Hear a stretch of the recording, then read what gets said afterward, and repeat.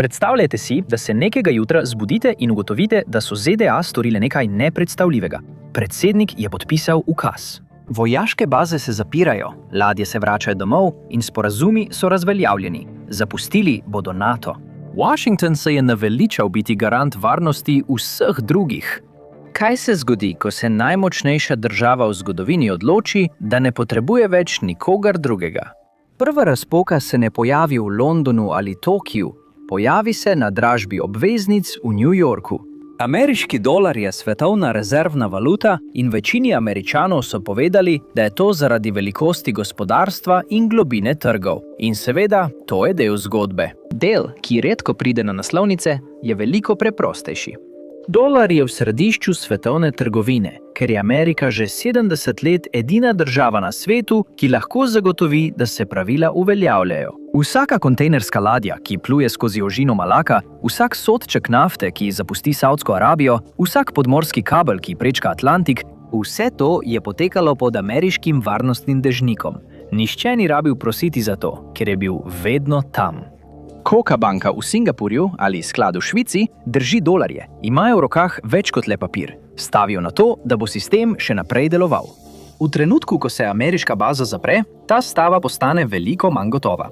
Govori se, da Saudska Arabija razpravlja o prihodnjih prodajah nafte v kitajskih juanih.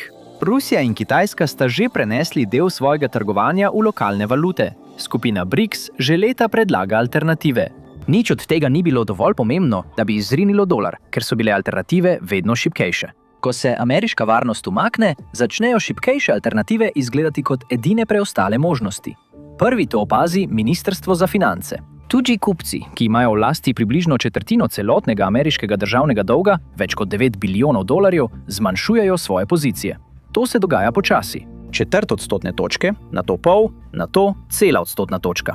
Zveni malo, dokler se matematika ne začne seštevati. Zvezni proračun že zdaj porabi več za obresti kot za obrambo. Povišanje stroškov zadolževanja za 1 odstotno točko v naslednjem desetletju v povprečju vsako leto poveča primanjkljaj za 350 milijard dolarjev. Država, ki naj bi prihranila denar z opustitvijo svojih zavezništev, na koncu plača več, kot je kdajkoli porabila za njihovo vzdrževanje. Ocenjenih 80 milijard dolarjev letnih prihrankov je večkrat izničenih zaradi rasti stroškov zadolževanja. Naslednji, ki se zlomi, je petrodolar. Desetletja je bila nafta cenjena v dolarjih, ker je Rijad sprejel tak dogovor v zameno za zaščito. Če odstranimo zaščito, dogovor postane neobvezen. Saudi Aramco začne množično sprejemati juane. Sledi Združeni Arabski Emirati, nato Irak. V nekaj mesecih se velik delež svetovne trgovine z nafto odvija zunaj dolarja. In tukaj je del, ki ga nikoli niso izrekli na glas. Vsa ta leta, ko je bila ameriška vojska prisotna, je opravljala še drugo nalogo. Podpirala je dolar. Prva žrtev umika se izkaže za samo ameriško državno blagajno. Obstaja približno 750 ameriških vojaških oporišč v približno 80 državah. Večje so pogosto v novicah. Samo Ramstein je največje logistično središče v tujini, ki upravlja z ogromnim deležem ameriškega vojaškega letalskega tovora in osebja, ki se premika v Evropo, Afriko in na Bližnji vzhod. Druga oporišča so manjša, tiha, enostavna za prezreti. Letališke steze za oskrbo z gorivom, radarske postaje, skladišča opreme. Ne glede na velikost, vsa kupujejo isto stvar. Kriza v Perzijskem zalivu omogoča odziv v nekaj urah, če so sile že v bližini. Če pa morajo prečkati oceane, traja tedne. Rusko kolono, ki se premika po baltskih državah, je mogoče prestreči v nekaj urah, če je oprema že vnaprej nameščena.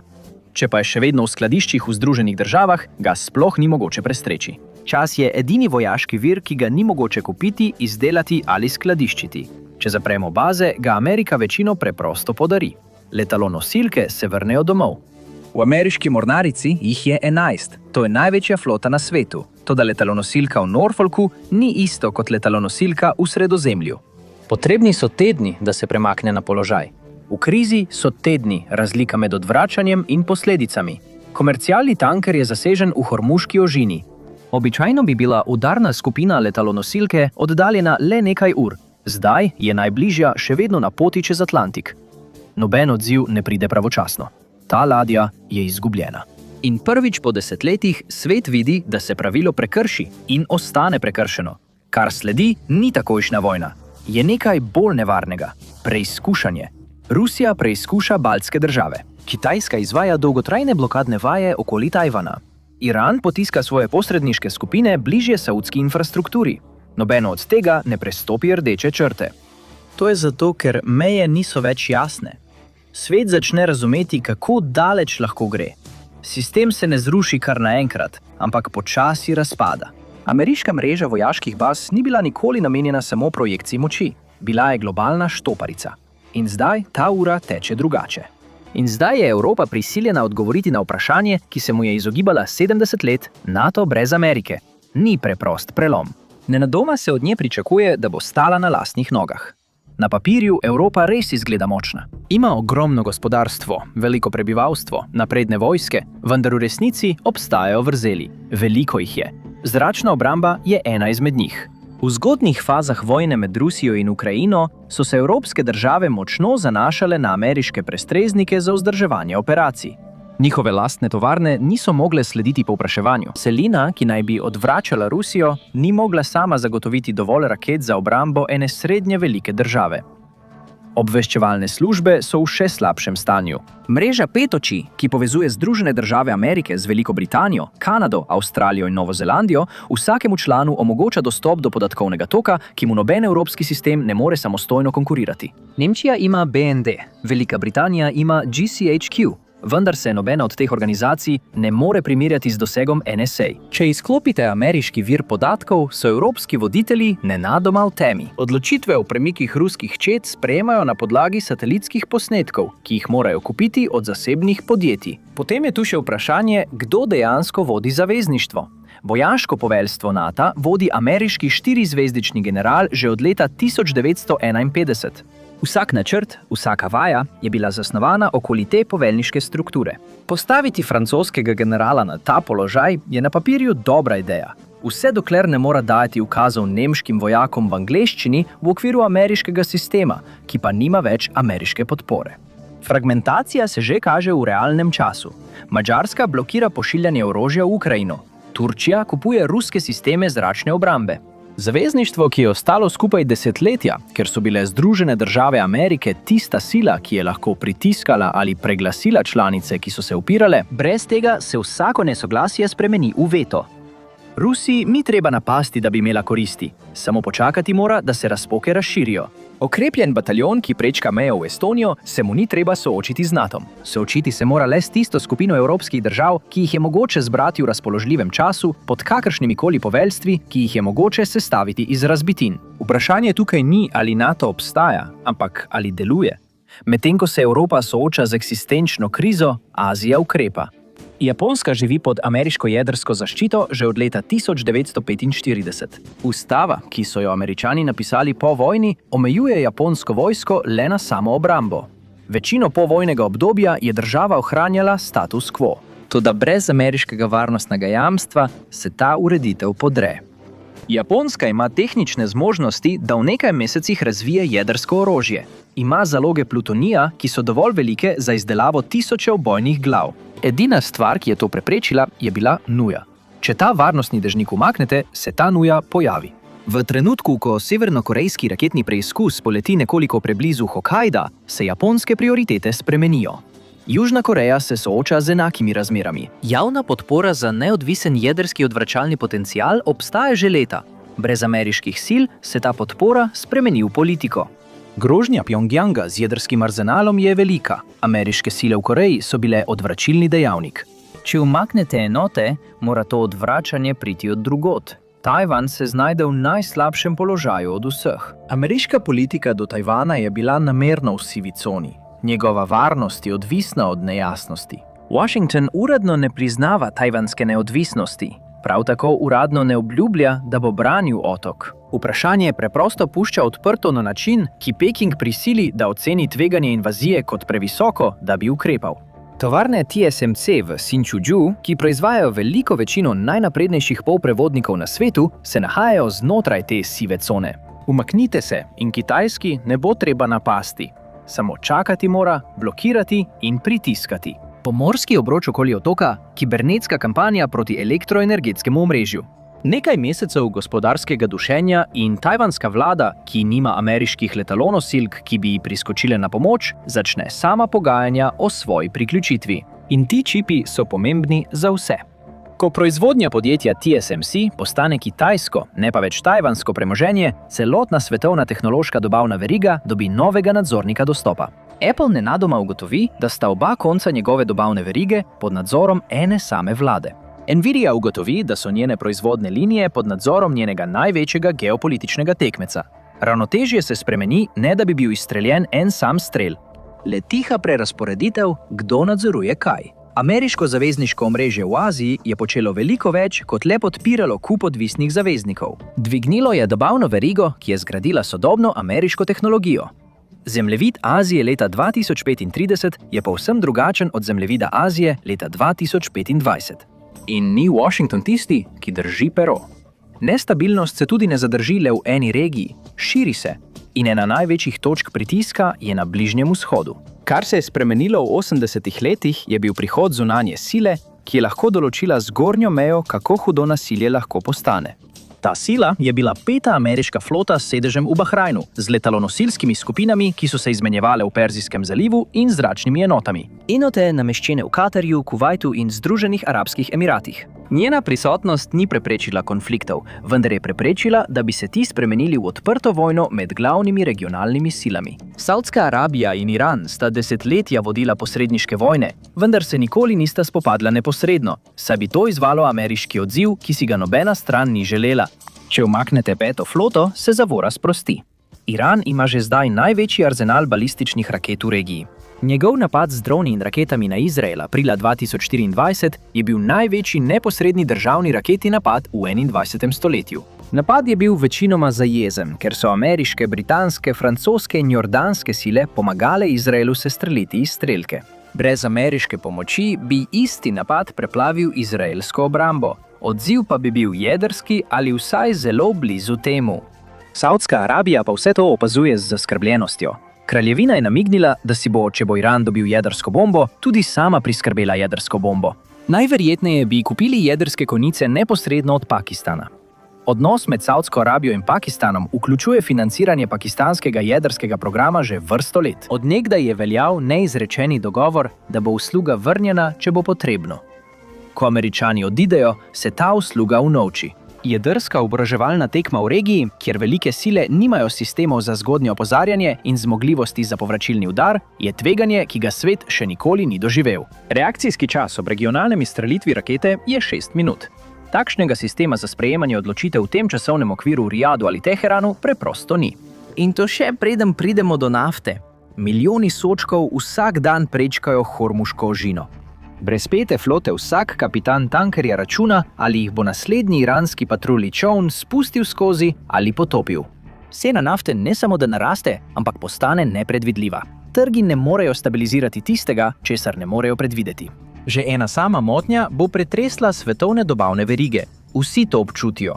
Ameriški potrošniki na bencinskih črpalkah. Nenaden skok doda 15, 20, 25 dolarjev k enemu polnjenju rezervoarja. Letalske družbe zvišajo cene vozovnic, da pokrijejo stroške goriva. Stroški prevoza s tovornjaki narastejo in v nekaj tednih se cene v trgovinah z živili zvišajo polico za polico. In tako to pride v ZDA. Ne kot naslov v novicah, ampak kot račun. Bližnji vzhod je glavna žila svetovnega energetskega sistema. Ta žila ostane odprta le, dokler jo nekdo z mornarico nadzoruje. Zaposleni pri obrambnem podjetju Lockheed Martin na proizvodni liniji F-35 ne bere zunanje političnih poročil. On bere svojo plačilno listo in ko zavezniška naročila nehajo prihajati, se ta plačilna lista spremeni prej kot politika. Isti sistem, ki projicira ameriško moč v tujini, je tudi sistem, ki poganja globalno obrambno gospodarstvo. Ameriška obrambna industrija je zlahka največja na svetu, z naskokom, ki se mu nihče drug niti ne približa. Podjetja, kot so Lockheed Martin, Raytheon in Boeing, predstavljajo velik del svetovne obrambne porabe. In to ne vključuje le ameriških nakupov, gre tudi za nakupe zaveznikov. Program F-35, najdražji orožarski sistem v zgodovini, so finančno ohranili pri življenju zavezniški kupci. Velika Britanija, Italija, Avstralija, Japonska, Poljska in več kot ducat drugih so se vsi pridružili programu. Enotna cena letala se je sčasoma znižala prav zato, ker je bila proizvodnja razdeljena med toliko kupcev. Če se umaknemo iz zavezniškega sistema, ti kupci začnejo odhajati. Nekateri med njimi morda kratkoročno nimajo druge možnosti. Velika Britanija ne bo začela kupovati ruskih lovcev, vendar dolgoročne pogodbe, vzdrževalni dogovori in programi naslednje generacije so pod vprašajem. Nemčija je že razvijala prihodnji bojni letalski sistem skupaj s Francijo in Španijo kot evropsko alternativo F-35. Ko Američani odidejo, ta program iz rezerve postane prednostna naloga. Pobuda za evropski nebesni ščit, ki naj bi evropskim državam omogočila nakup ameriških baterij Patriot, se prestrukturira okoli francoskih in italijanskih alternativ. Poljska, ki je postala največji posamezni kupec ameriške vojaške opreme v Evropi, začne gledati proti korejskim tankom in nemški zračni obrambi. To vpliva na dobiček obrambne industrije, a prizadene tudi delovna mesta. Več kot 1 milijon Američanov dela v obrambni industrijski bazi. Tovarne se nahajajo v krajih kot so Teksas, Maine in Virginia. Člani kongresa, ki zastopajo ta območja, so desetletja branili zavezniški sistem, ker so plače njihovih volivcev odvisne od tega. Umik prizadene ta območja prej kot kjerkoli drugje. Nekoga iz obrambne industrije v Fort Worthu ne zanimajo politična vprašanja, izstopa iz neta. Zanima ga njegova plača in njegova prihodnost.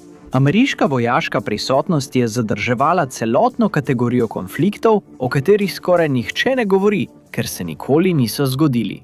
Grčija in Turčija se prepirata glede ozemlja v Egejskem morju že od leta 1974. Obe državi sta članici NATO, kar je že večkrat preprečilo, da bi ti spori prerasli v oborožen konflikt. Brez tega bi otoki vzhodnega Egeja postali predmet sporov na način, kot niso bili že od časa Osmanskega imperija. Filipini in Kitajska se že desetletja prepirajo glede Scarboroughvega grebena in otočja Spratly. Ameriške pogodbene obveznosti do Manile so spor omejile na vodne topove in soočenja obalnih straž. Če te obveznosti odpravimo, kitajska obalna straža postane kitajska mornarica, sporna otočja postanejo kitajski otoki. Armenija in Azerbajdžan sta se vojskovala leta 2020 in ponovno leta 2023. Mednarodni odziv pa je bil medel, ker nobena od držav ni bila ameriška zaveznica po pogodbi. Zdaj pomnožite ta vzorec s 30. V vseh regijah, kjer so majhne države domnevale, da bodo njihove meje spoštovane, ker je bil strošek njihove kršitve višji, kot bi ga bil pripravljen plačati katerikoli agresor. Naravno stanje je bilo, da so si velike sile tekmovale za ozemlje, brez zunanje sile, ki bi lahko postavljala omejitve. Pogoste vojne med velikimi državami, revizije meja vsako generacijo. Majhne države so njihovi sosedje rutinsko požirali. Izstop iz NATO ne prinaša bolj mirnega sveta, prinaša vrnitev k staremu vzorcu. Z orožjem, kakršnega stari vzorec nikoli ni imel. Leta 2015 je kibernetski napad, ki so ga kasneje pripisali ruski obveščevalni službi, sredi zime onesposobil velik del ukrajinskega elektroenergetskega omrežja. 100.000 ljudi so v temperaturah pod ničlo ostali brez ogrevanja in elektrike. Ta napad se je zgodil, ko je bila ameriška odvračalna politika še vedno nominalno v veljavi.